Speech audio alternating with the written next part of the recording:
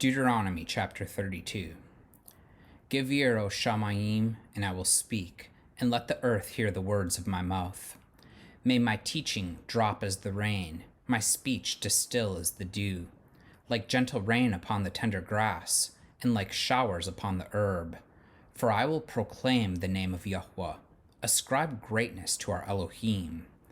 The rock, his work is perfect, for all his ways are justice. An Elohim of faithfulness, and without iniquity, just and upright is he. They have dealt corruptly with him. They are no longer his children, because they are blemished. They are a crooked and twisted generation. Do you thus repay YHWH, you foolish and senseless people? Is not he your father who created you, who made you and established you? Remember the days of old. Consider the years of many generations. Ask your father, and he will show you, your elders, and they will teach you. When the Most High gave to the nations their inheritance, when he divided mankind, he fixed the borders of the peoples according to the number of the sons of Elohim. But YHWH's portion is his people, Yaakov, his allotted heritage. He found him in a desert land, and in the howling waste of the wilderness. He encircled him, he cared for him. He kept him as the apple of his eye, like an eagle that stirs up its nest, that flutters over its young, spreading out its wings, catching them, bearing them on its pinions. YHWH alone guided him, no foreign El was with him. He made him ride on the high places of the land, and he ate the produce of the field. And he suckled him with honey out of the rock, and oil out of the flinty rock. Curds from the herd, and milk from the flock, with fat of lambs, rams of Bashan, and goats, with the very finest of the wheat. And you drank foaming wine made from the blood of the grape. But Yeshurun grew fat and kicked. You grew fat, stout, and sleek. Then he forsook Elohim who made him, and scoffed at the rock of his salvation. They stirred him to jealousy with strange elves. With abominations they provoked him to anger. They sacrificed to demons that were no elves, to elves that they had never known, to new elves that had come recently, whom your fathers had never dreaded.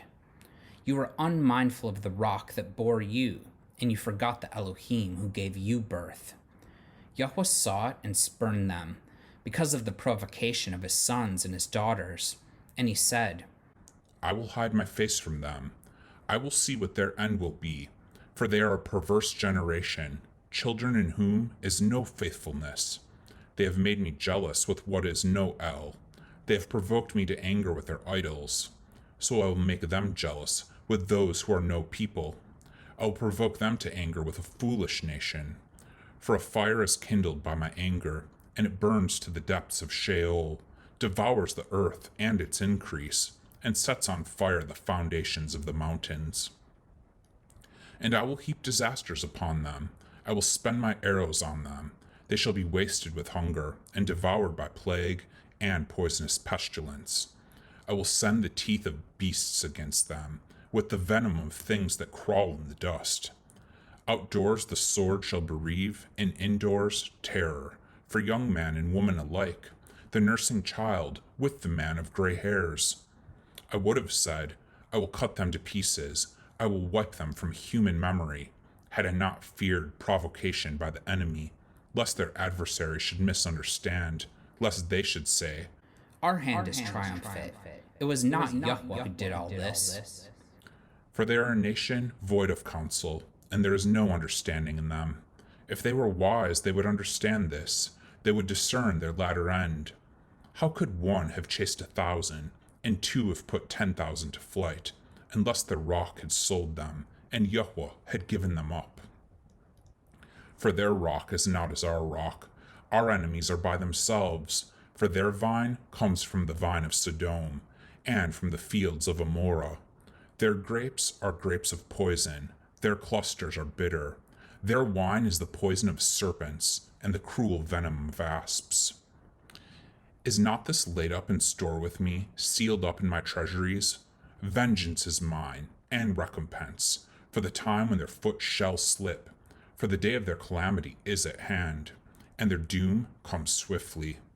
For Yahweh will vindicate his people and have compassion on his servants when he sees that their power is gone, and there is none remaining, bond or free. Then he will say, Where are their elves, the rock in which they took refuge, who ate the fat of their sacrifices and drank the wine of their drink offering?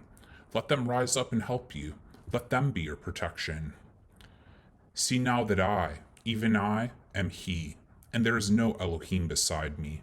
I kill and I make alive. I wound and I heal, and there is none that can deliver out of my hand. For I lift up my hand to the shamayim and swear, as I live forever. If I sharpen my flashing sword and my hand takes hold on judgment, I will take vengeance on my adversaries, and will repay those who hate me.